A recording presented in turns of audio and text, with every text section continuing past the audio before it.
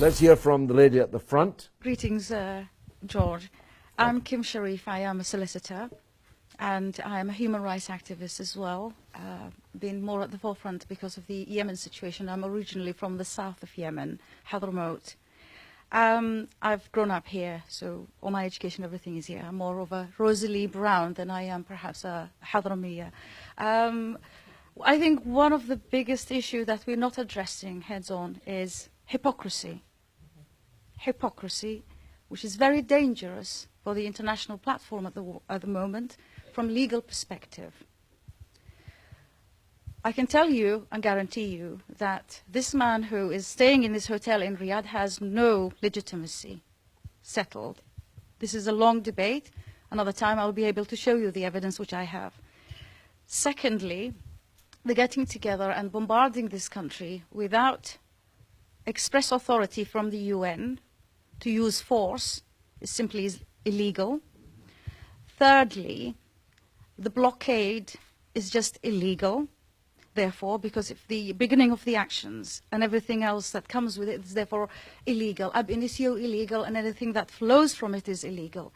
What is now going on is genocide by this illegal blockade. There's mass starvation as a result of this blockade. Indeed. Now, where is the danger for us here in the UK? As an established oldest democracy in the world, one of our core values is to uphold the rule of law and democracy. Now, we've stopped doing that. Of course, Blair has set precedent, as you said, in the case of Mr. Bandar bin Sultan. It's a clear case of criminal behavior. He should have been indicted. How you solve the issue later on is a matter, another day's conversation, but they haven't done that.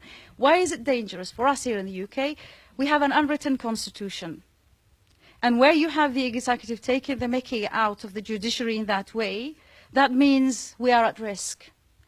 Okay? Furthermore, from the international platform perspective, we have a regime that is by definition a rogue regime, a known criminal. Because, let's just go to Jasta law, for example. Jasta law already identifies for us that the members of the Saudi regime were involved in 9/11. 9/11 was the beginning of this business of war against terror. So many people have been rectally fed. So many people have been disappeared. So much has happened since, and we all know. We've lost all our liberties here in the UK. All that I knew as basic classical English law has gone. We don't have that anymore. All of that to fight war on terror. Now, 16 years later, we discover that the criminal that we've been elusively coming after for so many years and destroying so many lives over the process of it happens to be who you just described as our best friend. Now, the decent thing to do after justice, especially now that it's been published and it's all known, the decent and honorable thing, the legal thing to do is indict this regime. Simple. It's a criminal behavior. You've got a rogue regime. Once you have a rogue regime, by definition, under international law, it is illegal to sell them weapons. Under international law, under European law, and the UK law. And for your information, there is a case going on right now, brought to court by CAT, Campaign Against Arms Trade. And that is challenging the UK government's legal position vis-à-vis selling weapons or continuing to sell weapons to the Saudi regime in light of the Yemen situation.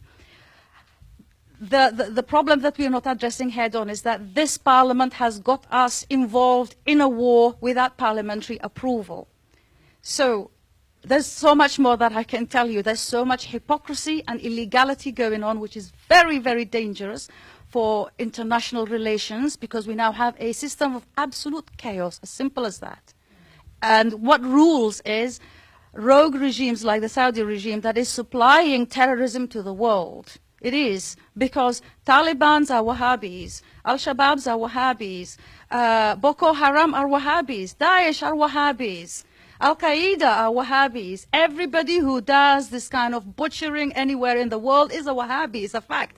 For your own information, which is a very useful thing that has happened recently, beautiful, our brothers in the Ahl Sunnah wal Jama'ah got together in a big conference in Chechnya where they denounced the Wahhabi regime as being outside the Sunnah. If it is outside the Sunnah, therefore, by definition, it is outside Shia, therefore, it is not within the fold of Islam. So to call the Saudi regime Islamic is actually wrong. And therefore, I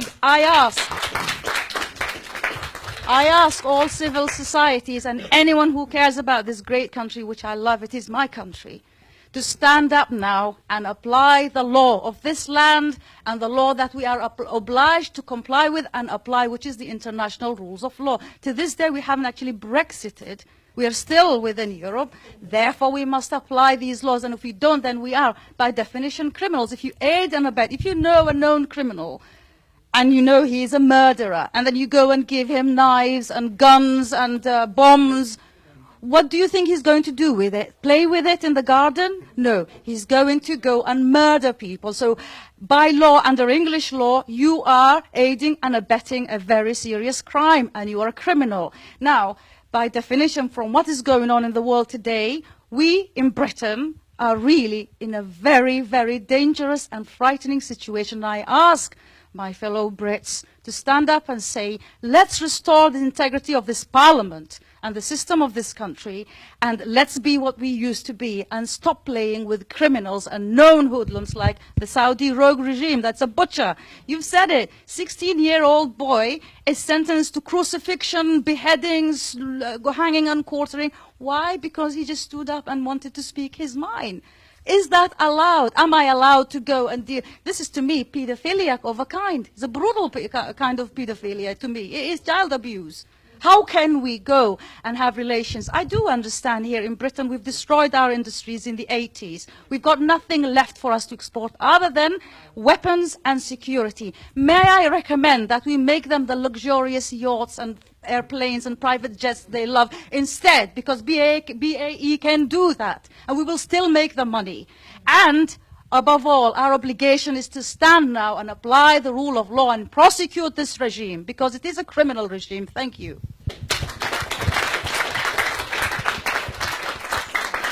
Madam, in the 5 years I have been making this show, that was the best contribution from any audience member that I have ever heard, and I'm going to make a prediction to you. Over the next days, you're going to be a YouTube sensation, and millions of people are going to watch it.